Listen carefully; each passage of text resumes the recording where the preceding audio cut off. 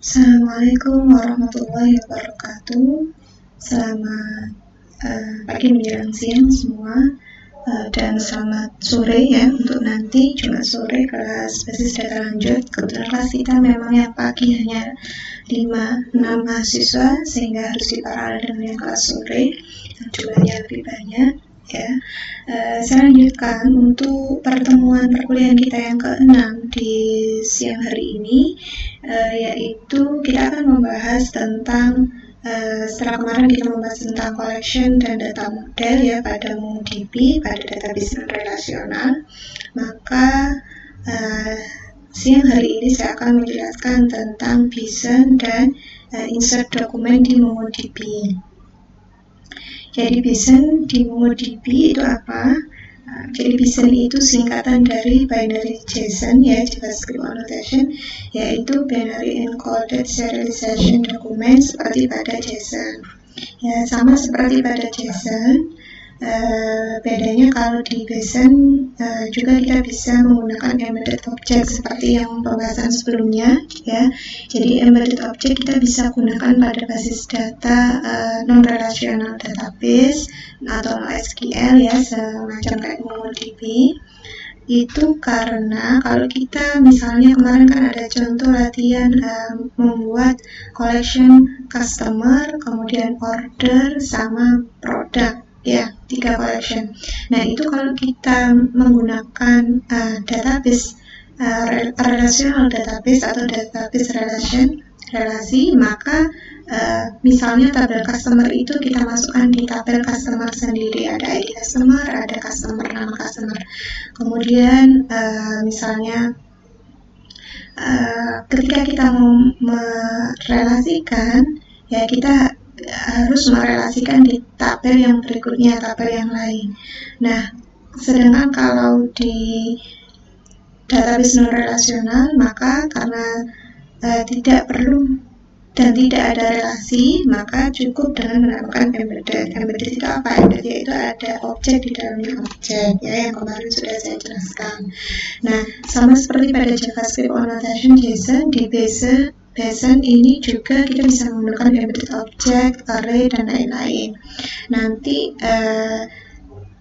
bisa dilihat di sini ya, Bison spec-nya. Ini mungkin internetnya kayak itu. Di situ sudah ada lengkap. Atau kalau untuk reference Bison-nya, kalau yang di MongoDB juga ada di link ini ya. Ini masih membuka.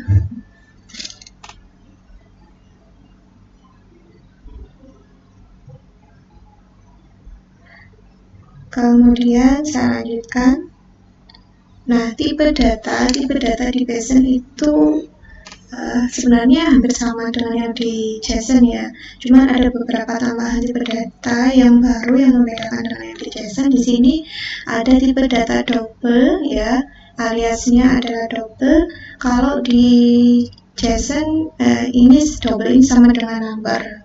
Kemudian ada tipe data string, aliasnya string, ada tipe data objek, aliasnya objek, kemudian ada tipe data array ya dengan alias array, kemudian ada tipe data binary data, nanti kemudian aliasnya adalah bin data, ada tipe data undefined ya, aliasnya undefined, kemudian ada tipe data objek ID untuk aliasnya objek ID, dan tipe data boolean ya, bool, tipe data date ya untuk kalau kita mau menambahkan data berupa tanggal lahir dan sebagainya, aliasnya date.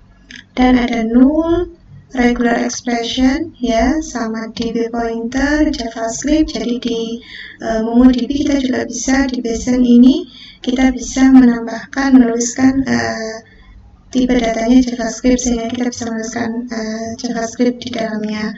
Kemudian ada tipe data simbol.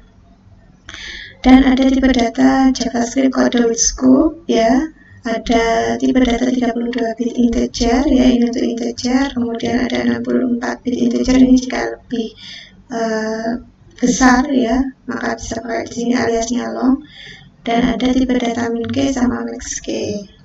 Nah, Yang unik di BASIC ini adalah di MongoDB ini adalah objek ID. Apa itu objek ID? Objek ID itu adalah random data yang unik ya, yang cepat untuk di-generate dan terurut. Jadi nilai objek ID ini memiliki ukuran panjang 12 byte, konsisten terdiri dari informasi 4 byte timestamp, 5 byte random value, dan 3 byte incrementing counter. Nah, di mana objek ID ini digunakan sebagai default ID ya, primary key pada sebuah dokumen jika misalnya kita tidak secara eksplisit menyebutkan ID dokumennya. Jadi kalau kita tidak menyebutkan ID dokumen kita pada saat menambahkan ke collection, maka secara otomatis nanti itu akan default ID-nya adalah objek ID. Nah, date and isodate. Jadi Bison date adalah 64 bit integer ya, yang merepresentasikan angka millisecond sejak evoke Unix ya, yaitu 1 Januari 1970, di mana nilai ini bisa merepresentasikan waktu dengan jarak 290 juta tahun sebelum dan sesudah evoke Unix.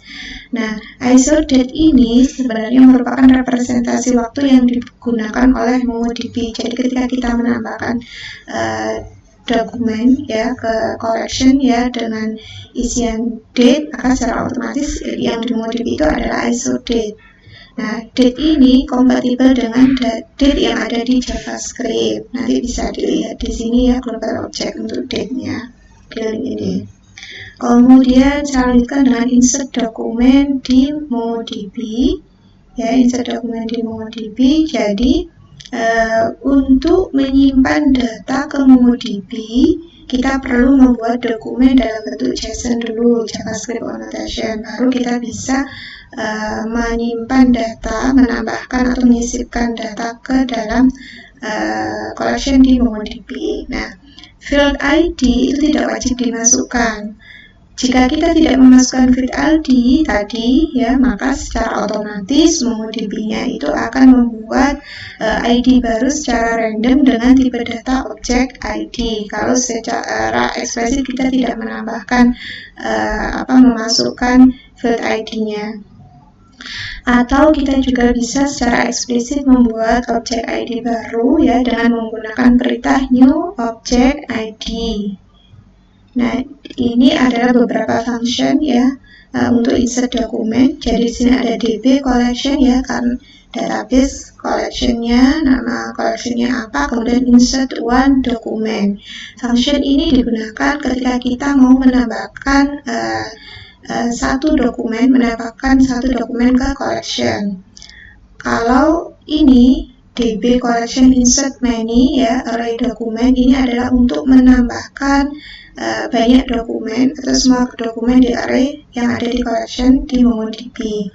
Nah, kalau function yang ketiga, db.collection insert document or array, ini adalah untuk menambahkan satu dokumen atau banyak dokumen. Tapi yang umum biasanya dimana kalau menambahkan satu ya ini aja insert one dokumen. Kalau banyak langsung menggunakan insert db collection insert many ini ya, supaya tidak sulit. Kalau ini kan untuk menambah satu dokumen atau banyak dokumen pakai ini. Nah, nanti cara lebih jelasnya ada di link ini ya, kamu bisa mengaksesnya kalau mau belajar lebih jauh lagi. Nah, ini contoh sintaknya dari untuk menambah atau mensisipkan atau insert dokumen ke collection. Jadi perintah sintaknya adalah db.collection.insert one dokumen ya, karena kita menambahkan satu dokumen. Dokumennya apa? Kemudian di sini write concern dokumen. Contohnya di sini adalah mau menambahkan ke dalam database yang ada di MongoDB ya, dengan nama collectionnya adalah inventory. Kemudian yang mau kita tambahkan dokumennya adalah di sini adalah itemnya adalah canvas, di mana kanvas ini kuantitasnya jumlahnya ada 100 ya, kemudian dia dari bahannya adalah kartun ya, ukurannya ini. Nah, ini karena kita mau menambahkan satu dokumen yaitu satu item kanvas, maka sintak yang digunakan ini.